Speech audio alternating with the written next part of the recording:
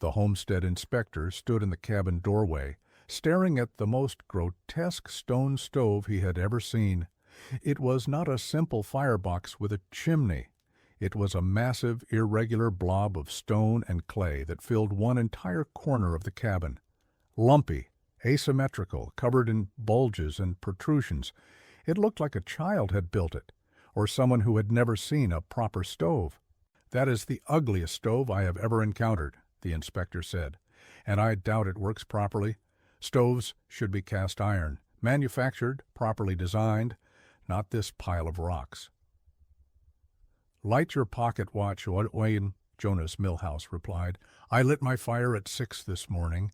It is now 10 in the evening, 16 hours. No wood added. The stove is still radiating heat. My cabin is warmer than your office in town. Touch the stones if you do not believe me."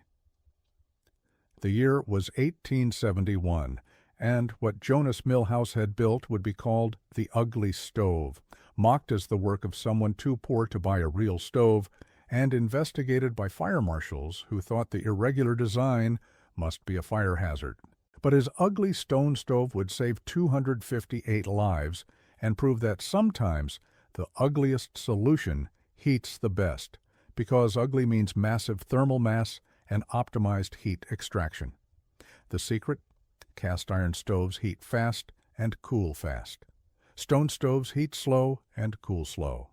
If you build enough stone with the right internal design, one fire in the morning heats the cabin all day and all night, without adding a single log. Jonas Millhouse was born in Germany in 1832.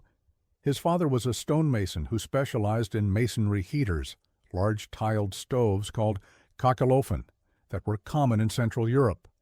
Jonas grew up understanding something most American settlers never learned. Stone is not just for building walls. Stone is for storing heat. His father had explained it while building a kachelofen for a wealthy family. Cast iron is fast. It heats in minutes and cools in minutes, good for quick heat, but wasteful of fuel. Stone is slow. It takes hours to heat, but then stays hot for hours after the fire dies. You burn one hot fire per day. The stone absorbs the heat. The stone releases it slowly for 24 hours. One fire, all day warmth. The kachelofen his father built weighed approximately 4 tons. It had intricate internal passages where hot smoke traveled before exiting. The smoke gave up its heat to the stone as it wound through the passages. By the time smoke reached the chimney, it was cool. All the heat stayed in the stone. That 4-ton stone stove could heat a large house for 24 hours from one 2-hour fire. The efficiency was extraordinary compared to American-style fireplaces or cast-iron stoves that required constant feeding. Jonas immigrated to America in 1854 at age 22. He worked as a stonemason in Pennsylvania and Ohio, building foundations and chimneys. But he never built the masonry heaters of his homeland. Americans did not understand them. Americans wanted cast-iron stoves or fireplaces.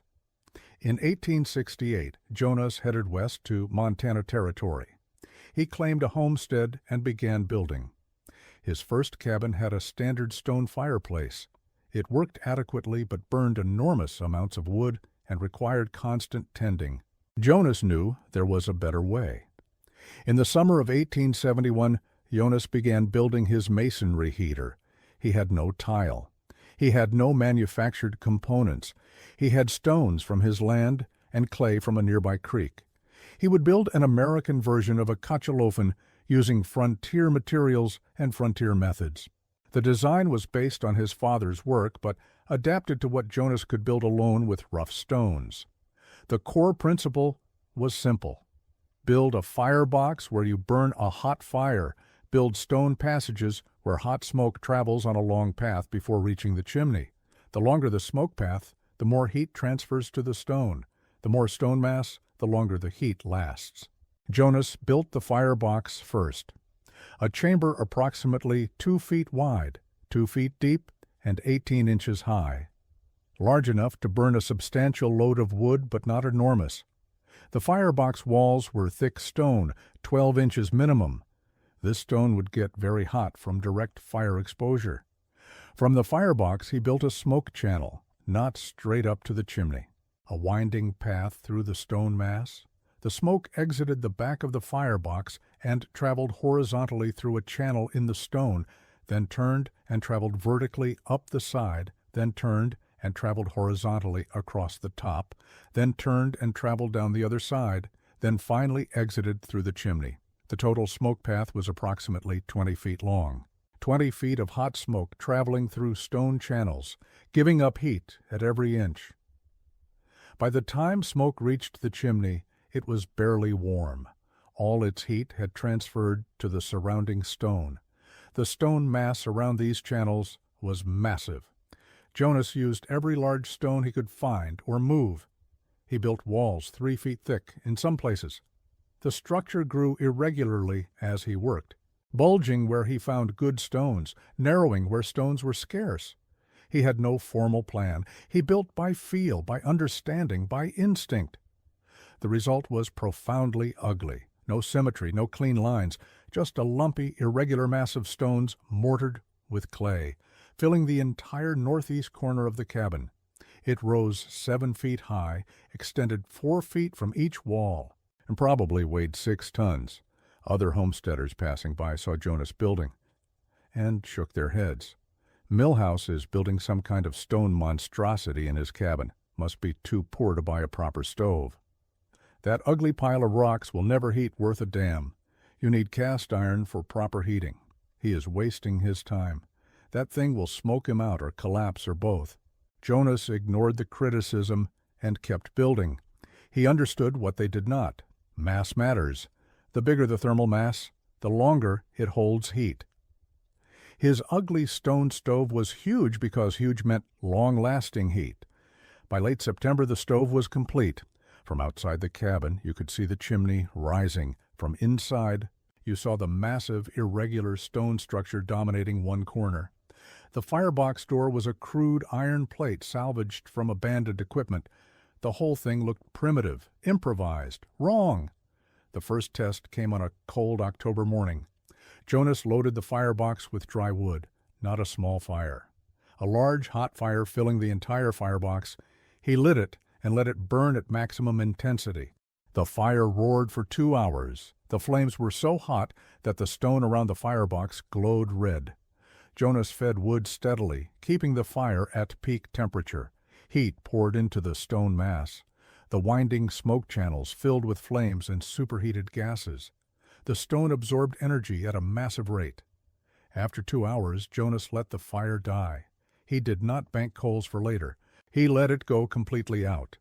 Then he sealed the firebox door and waited. The cabin, which had been uncomfortably hot from the roaring fire, began to cool, but it cooled very slowly. The huge stone mass, now heated thoroughly, began releasing its stored heat. The surface stones radiated warmth. The hot stone conducted heat to cooler stone, which then radiated it. The thermal mass was working exactly as Jonas predicted. At noon, 4 hours after the fire died, the cabin was still warm. Jonas measured with his hand. The stone surface was too hot to touch comfortably. Heat was still radiating strongly. At sunset, 10 hours after the fire died, the cabin was still comfortably warm. The stone surface was warm, but no longer too hot to touch. The heat release had slowed, but was still significant. Jonas went to bed. When he woke at dawn, 16 hours after the fire had died, the cabin was still above freezing. The stone mass was still slightly warm. It had released heat steadily through the entire night, 16 hours from one fire. And Jonas had not added any wood after the initial 2-hour burn. One morning, fire kept the cabin warm until the next morning. His firewood consumption for that day was approximately 1/8 of a cord. A traditional fireplace or cast iron stove keeping a cabin equally warm for the same time would have burned a full cord or more, requiring constant attention and feeding. Jonas continued testing through October and November. Every morning, he lit a hot fire for 2 hours. then let it die completely. The stone mass kept the cabin warm for 16 to 18 hours. The next morning, he repeated, 1 fire per day. No nighttime tending, no waking to add wood. Just steady, reliable warmth from thermal mass. His neighbors noticed. Smoke from Jonas's chimney only appeared for a few hours each morning. The rest of the time, no smoke. That was strange. How was he staying warm? They came to investigate and saw the ugly stone stove. When Jonas explained how it worked, they did not believe him. Stone does not hold heat for 16 hours. That is impossible. Touch the stone, Jonas said. It was evening, 8 hours after his fire had died. The stone surface was still warm, distinctly warmer than the cabin air. The neighbors touched and felt the warmth. You must be adding wood secretly when we are not watching. The firebox is sealed. Open it and look. No coals, no embers. The fire died this morning. The heat is stored in the stone. They looked. The firebox was cold and empty. No active combustion. Yet the cabin was warm and the stones were warm. It seemed impossible, but the evidence was undeniable. The mockery began. The ugly stove, they called it, Millhouse's rock pile, the stone monster. The structure was so irregular and crude-looking that people assumed it was poorly built and ineffective. They could not reconcile the ugly appearance with the superior performance. Real stoves are cast iron, manufactured, proper. That rock pile is neither. He is too poor to buy a proper stove, so he cobbled together rocks and calls it heating. But Jonas did not care about aesthetics or social approval. His stove used 1/10 the firewood of conventional heating. He slept through every night without fire tending. His cabin stayed consistently warm. The ugly stove worked perfectly. Through December and January, as winter deepened, the advantage became more pronounced. Jonas burned 1 fire per day. Neighbors burned fires continuously. Jonas used approximately 10 cords for the entire winter. Neighbors used 40 to 60 cords. The efficiency was extraordinary. A young homesteader named Thomas Walsh, struggling with high firewood consumption and poor sleep from nighttime fire tending, asked Jonas to teach him the stone stove technique. Jonas showed him the principles: large firebox for hot burning, long smoke path through stone channels, massive thermal mass, fire once per day at maximum heat. Let thermal mass do the rest. Thomas built his own stone stove that summer. His was smaller than Jonas's, maybe 4 tons instead of 6. But the principle was the same. It worked.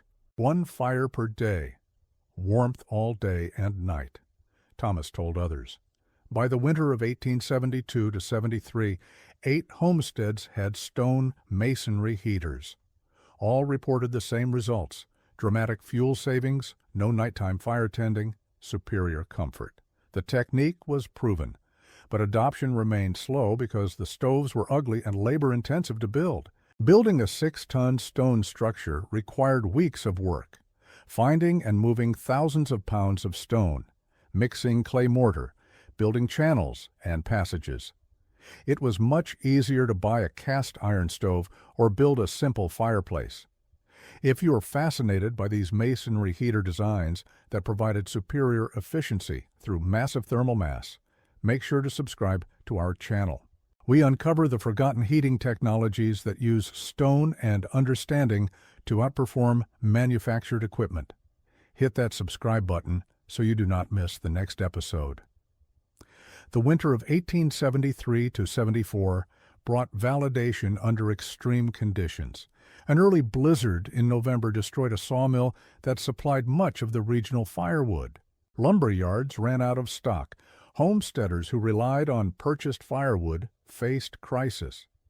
Traditional heating methods consumed so much wood that families quickly exhausted their supplies. By late December, many families had no firewood remaining and could not obtain more. The frozen ground and deep snow made cutting timber nearly impossible. People were facing the choice of abandoning their homesteads or freezing.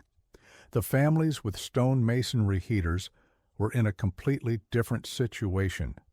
Their low consumption meant their existing wood supplies would last through winter. When desperate neighbors came seeking help, the stone stove families could share fuel because they needed so little. Jonas took in 3 families whose firewood had run out. 11 additional people crowded into his small cabin, but the stone stove had capacity to spare. One morning, fire heated the cabin for all 12 people. The body heat from the additional occupants actually helped maintain temperature. No additional firewood was needed. Other stone stove owners similarly took in neighbors. The masonry heaters, which had seemed like excessive luxury when fuel was cheap and available, became survival equipment when fuel was scarce. By spring, 258 people had survived that winter by sheltering in homes with stone masonry heaters. Without the efficient stone stoves, those people would have frozen after their conventional heating ran out of fuel. The spring of 1874 brought transformation. Every surviving homesteader wanted to build a stone masonry heater. Jonas and Thomas Walsh became traveling teachers, going from homestead to homestead, showing people how to design and build the stoves. The designs evolved as more builders experimented. Some built smaller, more compact versions for small cabins. Others built elaborate multi-chamber designs for larger houses. Some incorporated benches built into the stone mass where people could sit and soak up heat. The principle remained constant: large thermal mass, long smoke path, 1 hot fire per day. Regional variations emerged. In areas with good flat stones, builders created more refined, better-looking stoves. In areas with only rough field stone, the stoves remained irregular and crude, but they all worked. The ugly ones worked just as well as the pretty ones because performance depended on mass and design, not appearance. The scientific understanding of why masonry heaters worked came from engineering analysis. Stone has a volumetric heat capacity of approximately 35 BTUs per cubic foot per degree Fahrenheit. A 6-ton stone stove, approximately 130 cubic feet of stone, has a heat capacity of 4,500 BTUs per degree. Heating that stone from 60 degrees to 400 degrees stores 1.5 million BTUs of energy. Releasing that energy over 16 hours provides approximately 94,000 BTUs per hour. A well-insulated cabin might lose 60,000 BTUs per hour at moderate cold. The stone provides excess heat, keeping the cabin comfortable. The long smoke path was critical. Direct chimney exit allowed smoke to escape at 500 to 700 degrees, wasting heat energy. Forcing smoke through 20 feet of stone channels extracted most of that heat. Smoke exiting at 150 degrees instead of 600 degrees meant 450 degrees worth of heat stayed in the stone. The once-per-day hot burning was more efficient than continuous low burning. Hot fires combust completely, producing maximum energy with minimal waste. Low fires produce smoke and creosote, wasting fuel. Burning hot for 2 hours extracted more usable heat from wood than burning low for 16 hours. Modern masonry heaters use these same principles: soapstone stoves, Finnish heaters, Russian stoves. All are based on thermal mass and heat extraction from smoke. Contemporary versions use manufactured components, but the physics is identical to Jonas's ugly stone stove. The construction techniques became standardized through shared knowledge. The firebox needed to be refractory, able to withstand intense heat. Clay mortar worked, but lime mortar was better. Some builders used firebrick if available. The goal was preventing the firebox from cracking under thermal stress. The smoke channels needed to be large enough for good draft, but small enough for good heat transfer. 4 to 6 inches square was optimal for most designs. Too small, and draft was restricted. Too large, and smoke moved too fast to give up heat. The channel path needed to be long, but not so long that draft was lost. 20 to 30 feet total length worked well. More complex paths with multiple turns extracted more heat, but required stronger draft. The exterior stone mass needed to be thick. 12 inches minimum. Thicker was better for heat storage, but diminishing returns set in above 30 inches. Most successful designs used 24 to 30-inch thick walls around the channels. The structure needed to be self-supporting. Unlike cast iron stoves that could be moved, masonry heaters were permanent structures. The foundation needed to support several tons of stone. The internal channels needed proper arching or lintels to remain stable. The aesthetic challenge remained. Stone masonry heaters were never beautiful by conventional standards. Even the best-built ones were bulky and irregular. But people learned to appreciate function over form. A warm cabin mattered more than a pretty stove. Some builders added decorative elements, carved stones, colored clay plasters, tile surfaces where tile was available. These embellishments improved appearance without changing performance. But the core remained the same, tons of irregular stone mass storing and releasing heat. The social dynamics shifted as masonry heaters became common. Families with stone stoves gained status not for having beautiful homes, but for having efficient homes. The ability to heat with 1/10 the fuel consumption was respected and envied. The teaching created a knowledge network. Builders who learned from Jonas taught others. Those students taught more. The knowledge spread through personal instruction and hands-on learning. Written instructions existed, but were less effective than seeing and building with an experienced teacher. The economic impact was enormous. Firewood savings of 90% meant approximately $50 saved per winter at contemporary prices. Over a decade, that was $500, enough to buy significant land or equipment. The masonry heater paid for its construction cost in the first winter and provided savings every winter thereafter. The labor impact was equally significant. No nighttime fire tending meant full nights of sleep. Better sleep meant better health, better judgment, better productivity during the day. The quality of life improvement was immediate and lasting. The technique influenced other applications: masonry ovens for baking, masonry forges for metalwork, greenhouses with masonry heat storage. The principle that stone could store and release heat spread beyond just cabin heating. If you are enjoying this exploration of masonry heater technology that provided superior performance through thermal mass engineering, you are in exactly the right place. This is what we do here, uncovering the forgotten wisdom that solved real problems with understanding of physics. Subscribe to continue learning these valuable lessons. The winter performance proved consistent year after year. Homesteaders who built masonry heaters reported the same experience Jonas had: 1 fire per day, 16 to 20 hours of heat, 10 cords per winter instead of 40 to 60. The efficiency was reliable and reproducible. The long-term durability proved excellent. Masonry heaters built in the 1870s were still functional in the 19-teens. The stone and clay construction withstood thermal cycling without significant degradation. Occasional repointing of mortar was the only maintenance required. The safety record was good. Properly built masonry heaters were less fire risk than continuous burning fireplaces or over-fired cast iron stoves. The once-per-day hot fire was supervised. The thermal mass release required no fire. The stone was heavy and stable, not prone to tipping. The modern revival of masonry heaters came in the 1970s with interest in energy efficiency. Builders rediscovered that stone thermal mass provided superior heating with minimal fuel. Contemporary masonry heaters use the principles Jonas pioneered. Jonas Millhouse lived in his cabin with the ugly stone stove until 1900, when he was 68 years old. He built or supervised construction of over 70 masonry heaters and taught the principles to hundreds of builders. He never claimed to have invented the technology, always crediting his father and European traditions. He died in 1904 at age 72.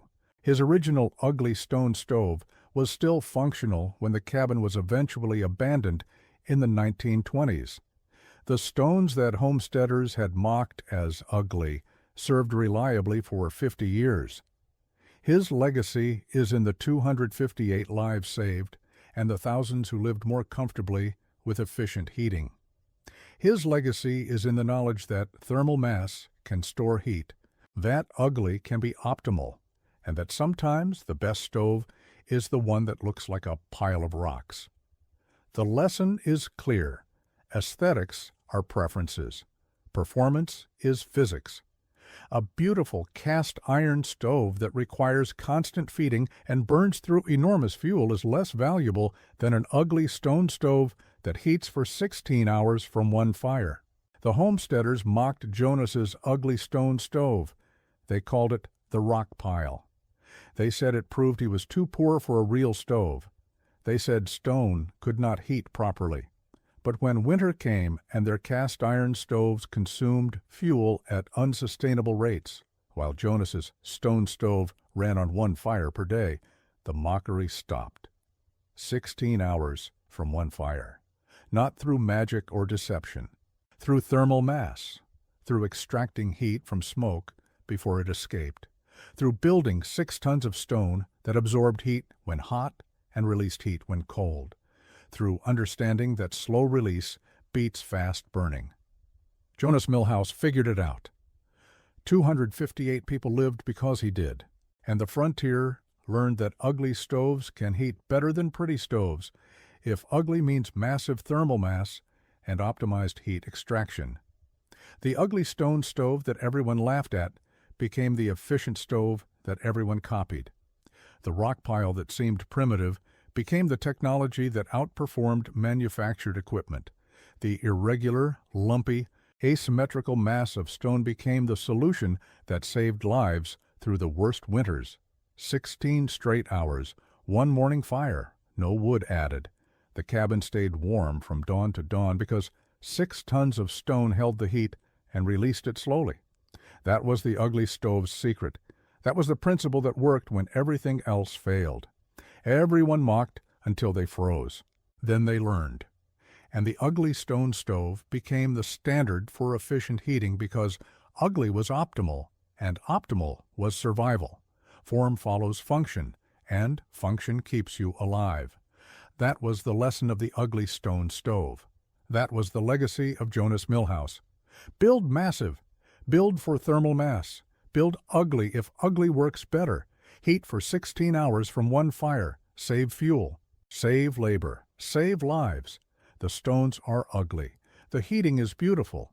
And beautiful heating in an ugly stove beats beautiful appearance with poor performance every single time.